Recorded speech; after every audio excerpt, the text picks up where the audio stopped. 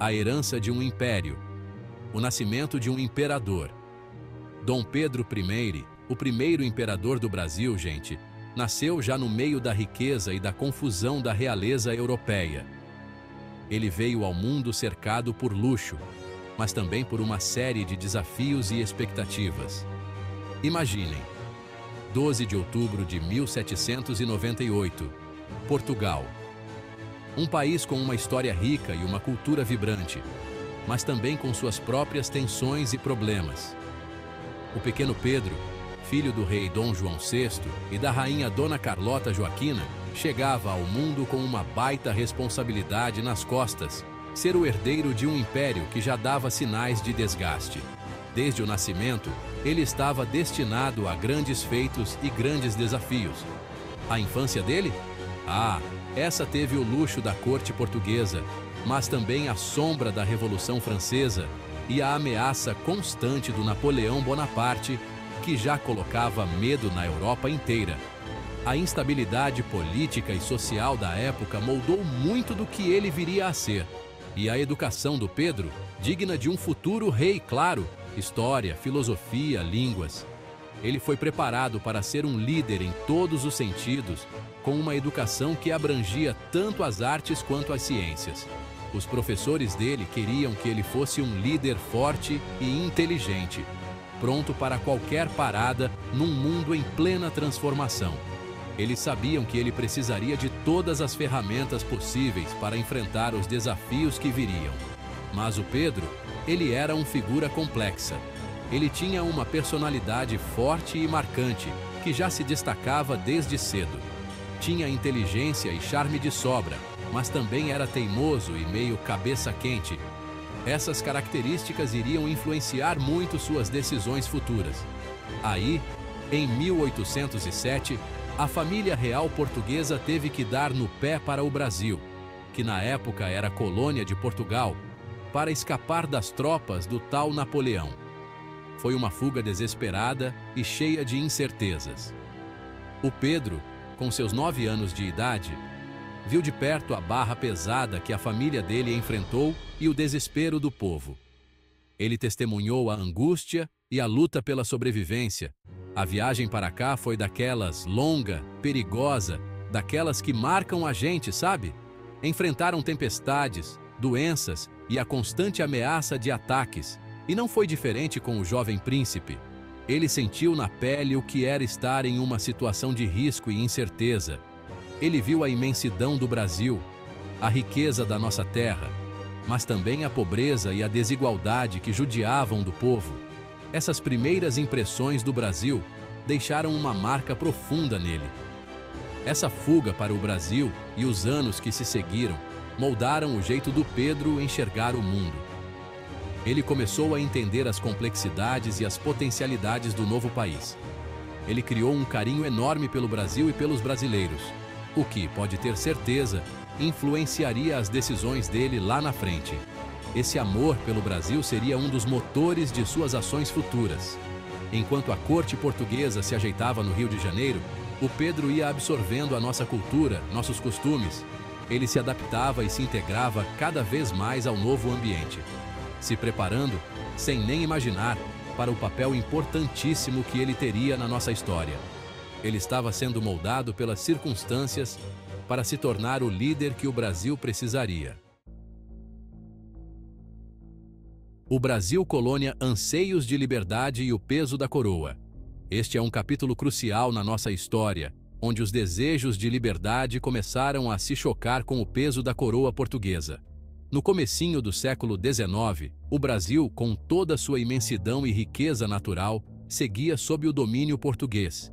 As vastas florestas, os portos movimentados e as riquezas naturais eram exploradas incessantemente.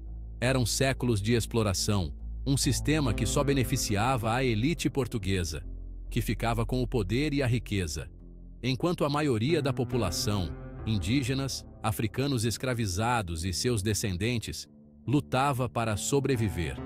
A vida era dura e injusta para muitos.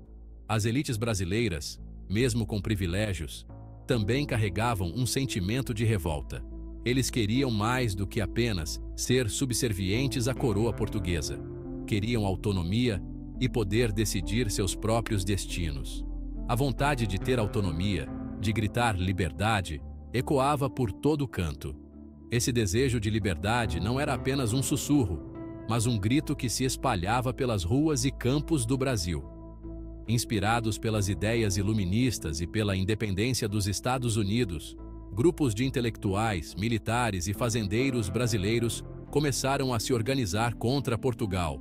Eles se reuniam em segredo, planejando e discutindo estratégias para alcançar a tão sonhada liberdade. A Inconfidência Mineira, lá em Minas Gerais, em 1789, mesmo sendo controlada pela coroa portuguesa, deixou uma marca na nossa história.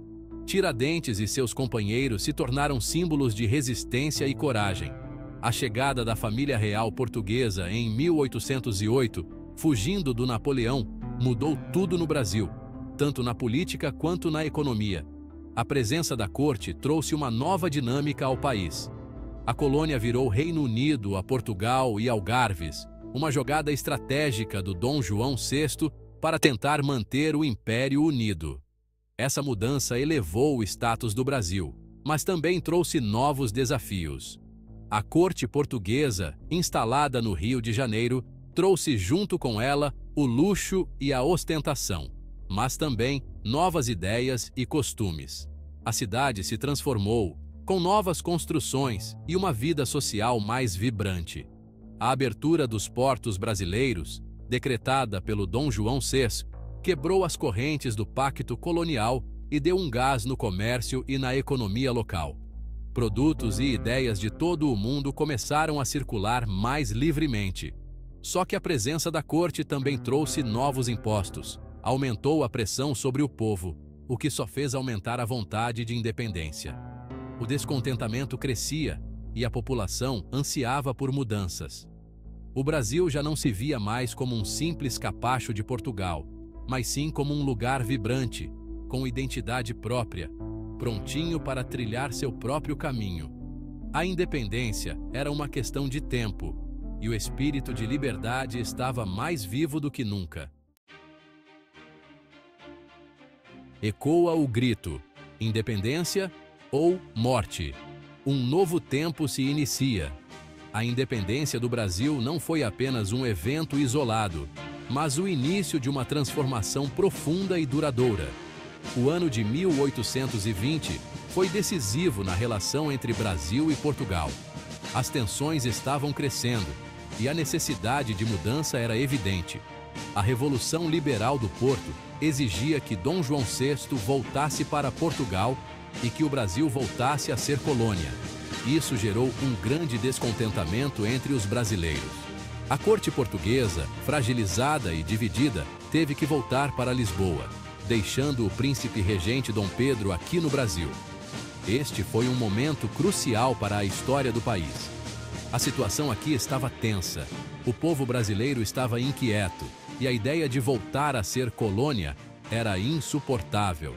A ideia de voltar a ser colônia era inaceitável para a maioria dos brasileiros, que experimentaram a liberdade econômica e política enquanto a corte estava no Rio de Janeiro.